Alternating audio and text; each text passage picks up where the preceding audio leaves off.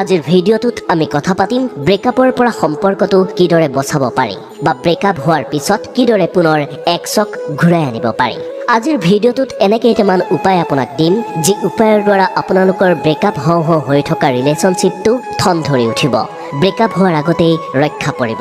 যদি আপোনাৰ ব্ৰেকআপ হৈছে তেন্তে এক্স পাৰ্টনাৰ পুনৰ আপোনাৰ কাষলৈ উভতি আহিব। যদি ভিডিঅ'টোত কোৱা গোটেই কথাখিনি আপুনি মন দি কামত লগায় তেন্তে মাত্ৰ এসপ্তাহ বা 10 দিনৰ ভিতৰত আপুনি ছাকচেছ হ'ব পাৰিব। প্ৰিয়জনক ঘূৰাই পাবলৈ বা সম্পৰ্কটোক জীয়াই ৰাখিবলৈ আপুনি দুটা ষ্টেপ ফ'ল' কৰিব লাগিব। প্ৰথম ষ্টেপত আমি কথা পাতিম আপুনি কি কৰিব নালাগে, আৰু দ্বিতীয় ষ্টেপত তথা ফাইনেল ষ্টেপত আপোনাক ক'ম আপুনি কি কৰিব লাগিব, কি কৰিলে তেওঁ ঘূৰি আহিব বা ব্ৰেকআপৰ পৰা আপুনি বাচি থাকিব। প্ৰথম ষ্টেপত আপুনি 4টা পইণ্ট মনত ৰাখিব লাগিব। যেতিয়া আপুনি ভাল পোৱাত এনে চৰম বিপদৰ সন্মুখীন হ'ব, আপোনাৰ মনৰ মানুহজনে বা মানুহগৰাকীয়ে এৰি যাবলৈ বিচাৰিব, আপোনাৰ হৃদয়খন থান বান কৰি যেতিয়া তেওঁ আঁতৰি যাব, তেতিয়া আপুনি আমি ক'ব খোজা এই 4টা পইণ্ট ভুলতো এপ্লাই নকৰিব। প্ৰথম পইণ্ট, প্লিজ মোক এৰি থৈ নাযাবা। এই কথাটো যেতিয়াই আপুনি ক'ব সেই সময়খিনিত তেওঁৰ ওচৰত এই নাযাবা শব্দটোৰ কোনো মূল্য নাথাকিব। যিমানেই আপুনি নাযাবা অনুৰোধ কৰিব সিমানেই তেওঁ আঁতৰি গৈ থাকিব।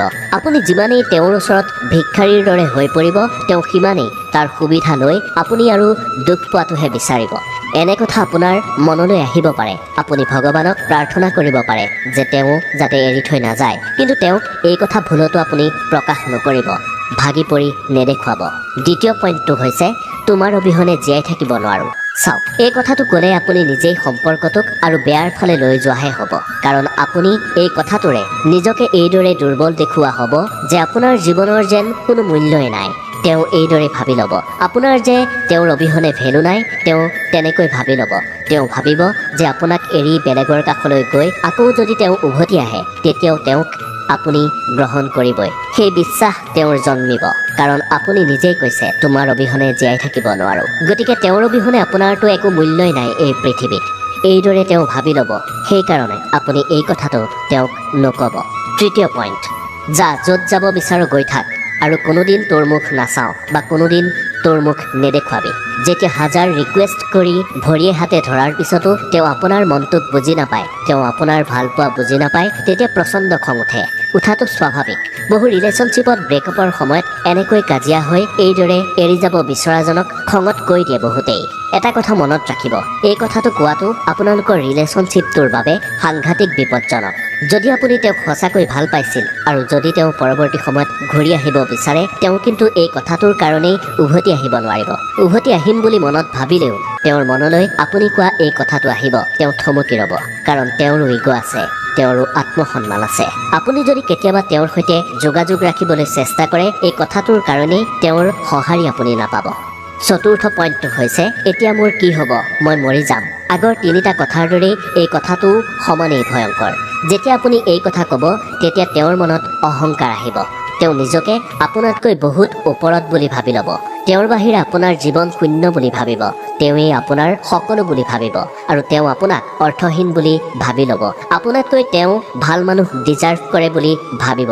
আপোনাৰ প্ৰতি তেওঁৰ মনত অলপো যদি দয়া আছিল সেয়াও নাইকিয়া হৈ যাব। এই কথাটো মনোবিজ্ঞানৰ ফালৰ পৰাও অতি ভয়ংকৰ। কথাটোৰ জৰিয়তে আপুনি তেওঁক আওপকীয়াকৈ আঁতৰি যাবলৈ বাধ্য কৰোৱাৰ দৰে হ'ব। তেওঁ এনেকৈ ভাবিব যে তেওঁ যিদৰে আপোনাক নচুৱাব বিচাৰে বা যিদৰে আপোনাক ব্যৱহাৰ কৰিব বিচাৰে সেইদৰেই পাৰিব। তেওঁ মন গ'লেই এৰি যাব, মন গ'লেই ঘূৰি আহিব, কাৰণ আপোনাৰতো তেওঁৰ বাহিৰে জীয়াই থকাৰ শক্তিয়েই নাই। গতিকে আপুনি যদি তেওঁক হেৰুৱাব নিবিচাৰে, ব্ৰেকআপৰ সময়ত বা ব্ৰেকআপৰ পিছত এইকেইটা কথা ভুলতো তেওঁক নক'ব, যিমান দুখত নাথাকক লাগিলে। আপোনাক কথাকেইটা পুনৰ মনত পেলাই দিছোঁ। প্ৰথম ষ্টেপত আপুনি এইকেইটা কথা ভুলতো নক'ব।